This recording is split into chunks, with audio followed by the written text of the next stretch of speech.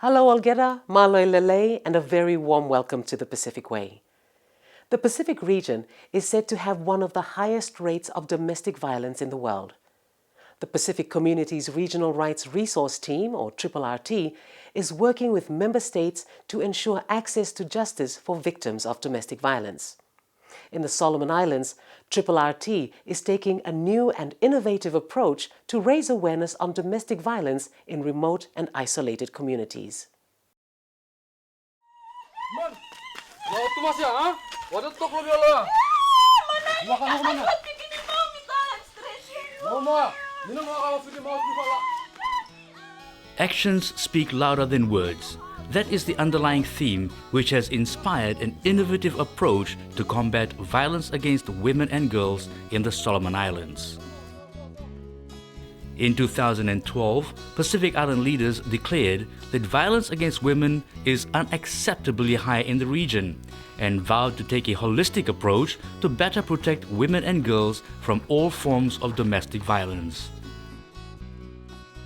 Since then, the Pacific Community, through its Regional Rights Resource Team, or RRT, has been working with member countries to address the issue through legislative reform and the implementation of these laws, and strengthening the capacity of service providers to ensure that women, who are the majority victims and survivors of domestic violence, are able to access justice.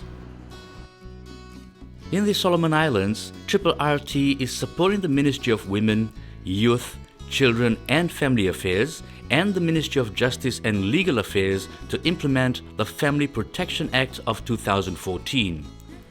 This has been possible due to funding of an Access to Justice program by the United Nations Trust Fund to End Violence Against Women and Girls and the Australian Government's Department of Foreign Affairs and Trade. For the ministry, we are very happy that this project was able to kick off because it was essential and I guess critical to ensure access to justice, especially for victims and survivors at the rural area, and not only the rural area, but the remote. Women and girls in the remote areas, because the project looks at trainings for authorized justices and community facilitators, and there are people right down on the ground. So we are very happy that the project had started.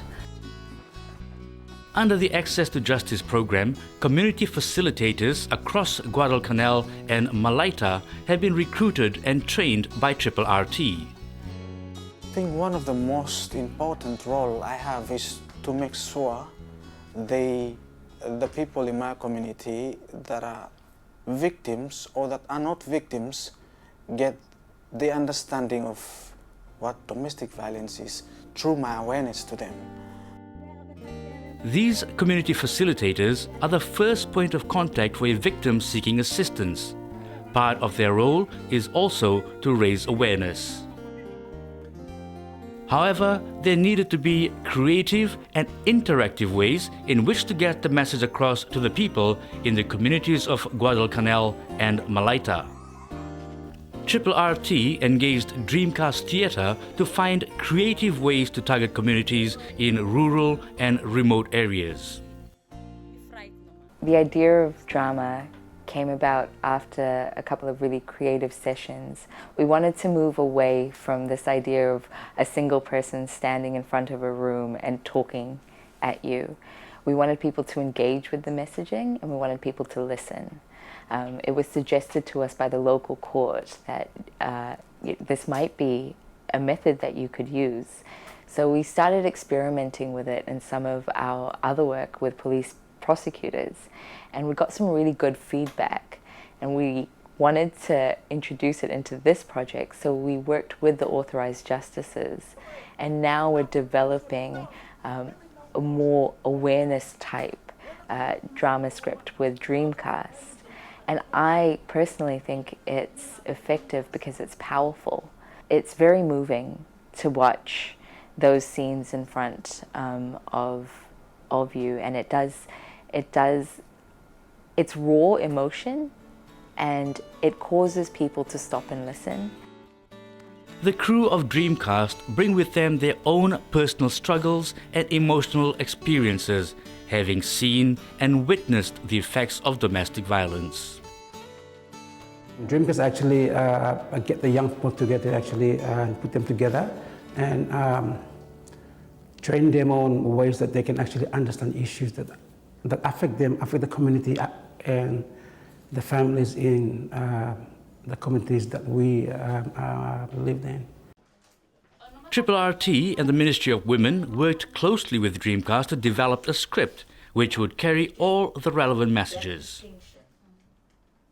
Well, specifically this drama is designed for the community. It's got aspects in it that will speak to different people. So there's skits in there that will speak to older family members. There is a skit there that would speak to young people in relationships. There's skits there that would speak specifically to men about their roles in the community. The idea is that the community takes ownership of this and says that this is our problem and we can all do something to address domestic violence. In December 2018, after weeks of preparation and practice, Triple RT and Dreamcast headed out for their first public performance.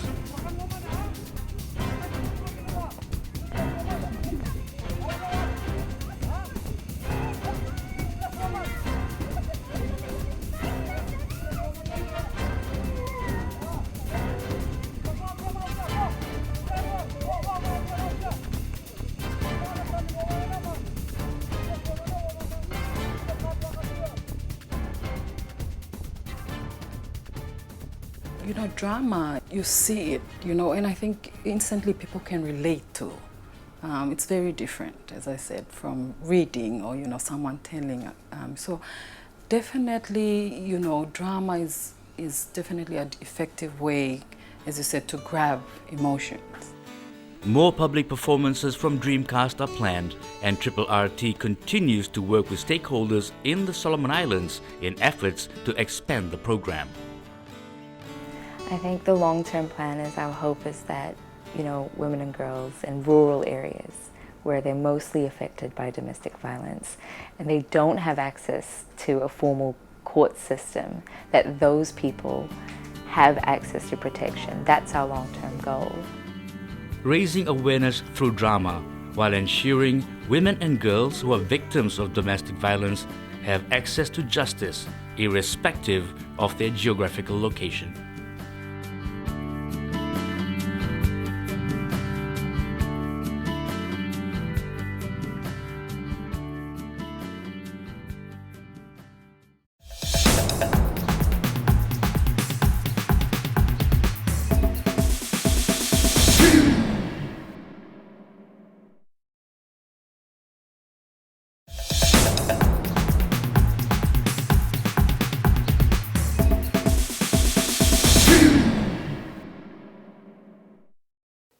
You're watching The Pacific Way. Welcome back.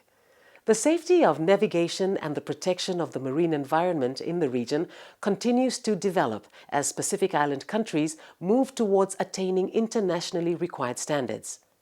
One country leading the way to meet these standards is the Republic of Kiribati, where new hydrography mapping is providing better surveying and mapping of the oceans, seas and rivers, especially related to the navigation and environment.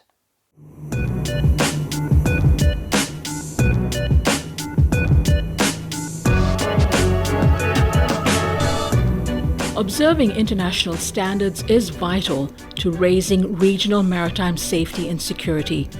SPC works in the region through projects that are interconnected to achieve similar outcomes.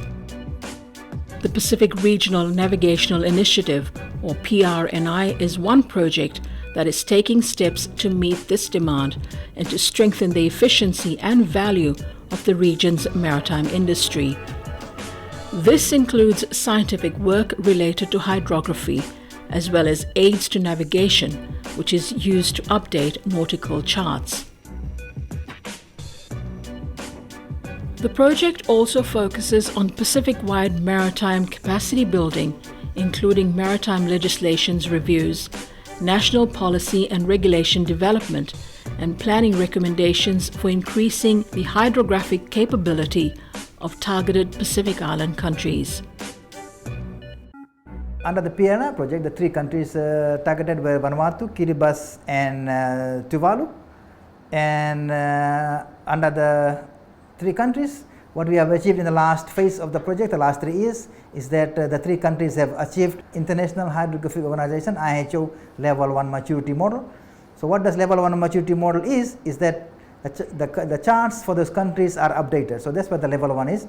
So during those three years, we have able to bring those countries up to the Level 1 hydrographic maturity model. So for Kiribati, we have done the 6 workshops, and then now we can say that Kiribati has reached the Level 1 IHO maturity model, and all the charts are updated, and all the publications are also being updated. Kiribati has recognized the importance of maritime safety and has established healthy relationships through SPC's in-country capacity development and technical support. There are some maps, they are already updated, but we have to update them again because we have some new ones. Kiribati's strong commitment towards upgrading navigation safety at its ports is also now reflected in the content of study materials provided to students at the Kiribati Maritime School. From the workshop, I can have also updates what we have to input in our curriculum for the new update. In our chart work module, we also teach the trainees regarding where they find the corrections, how to update it, and so most of the time they knew when the chart is not updated, they can check where they on the chart to be located.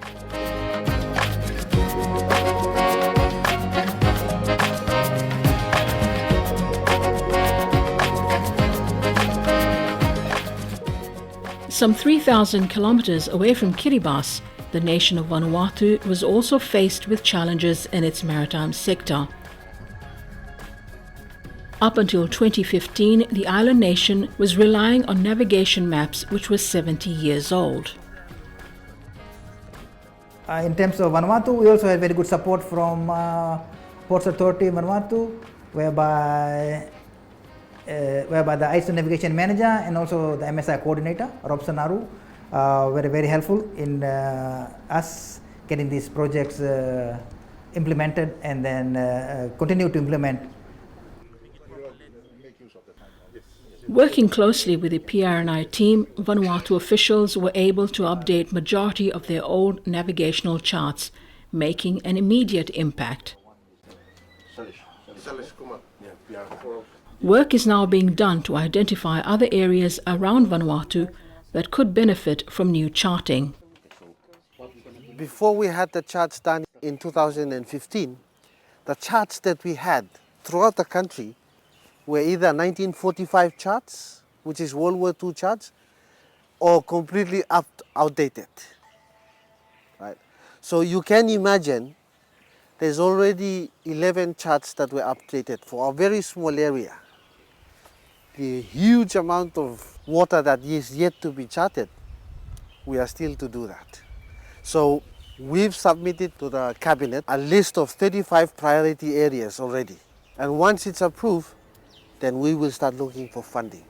Vanuatu is in a very highly unstable tectonic area. So there's a lot of earthquakes, there is a lot of volcano. So there is a lot of movement. At one point in time, this rock would have been here. And it shows in the map. And if you do not update this map, during a period of time, this rock must have gone, or it's probably uplifted now. And for you, when you're reading a map, the old map, no, there's nothing there. But suddenly this rock came up and it's not in any map, but your ship goes directly to that. So I think it's important to have maps underwater. Interestingly, traditional knowledge is prevalent in the region. and this has been identified by the project as well.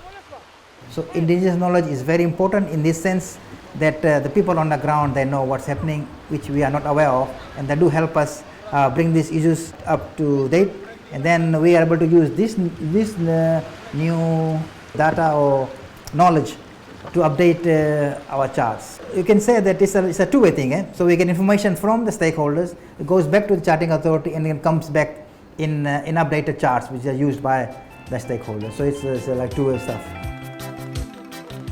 Traditional seafaring knowledge of the Pacific people, reinforced by the scientific and technical expertise of the PRNI project, is helping Kiribati, Vanuatu and Tuvalu in updating its charts and ultimately safeguarding its people from navigation-related risks at sea. PRNI looks at the safety through the use of updated navigational charts and publications, and how this can be kept updated to reflect the current status. This has been achieved through collaborative efforts between SPC and targeted countries. The last 3 years of PRNI project, we have seen a lot of fruitful results. We can see that the countries have updated charts now. So yes, these projects, they have brought in a lot of good out of the country, and we hope to continue capacity building in these 3 countries so that the charts are always kept up to date.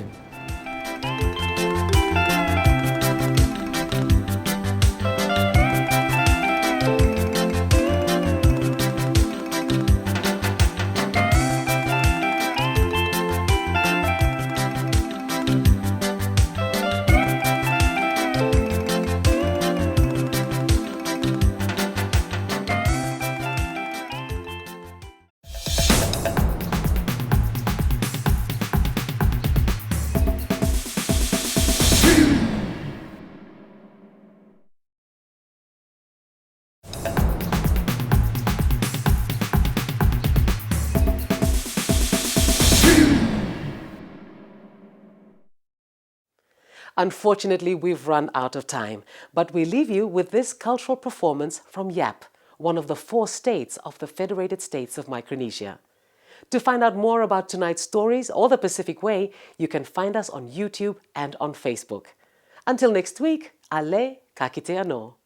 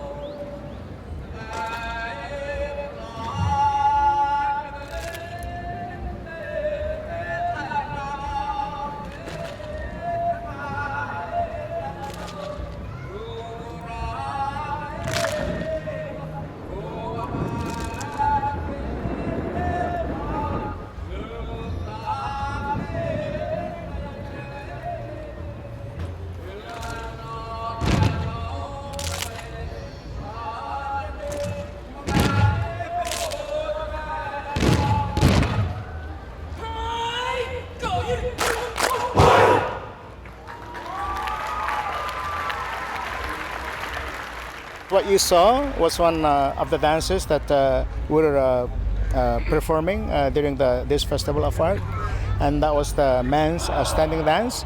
It is a dance that is performed by young men usually, and of course you could see that there's a lot of action, and that would be too cumbersome and difficult for older people. But it's also appropriate that it is performed by young men, because it expresses the wishes of what most young men think. So, and I would think that's very much universal. So even though the lyric of the dance is all in our native language, it's the motion and the gestures are universal, and I think everyone could understand to some extent.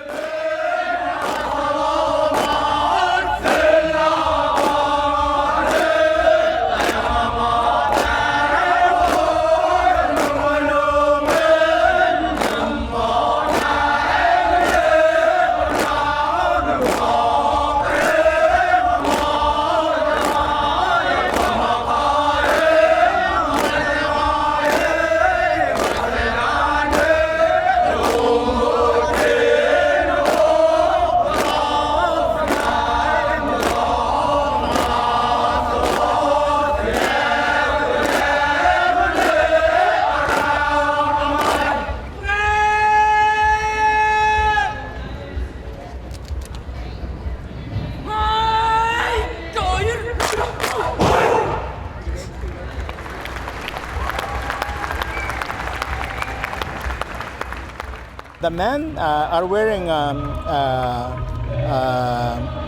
hibiscus that's been bleached, and also yarn purchased from the store. We usually used to wear other things from nature, but it's more convenient to go to the store and get the yarn from the store.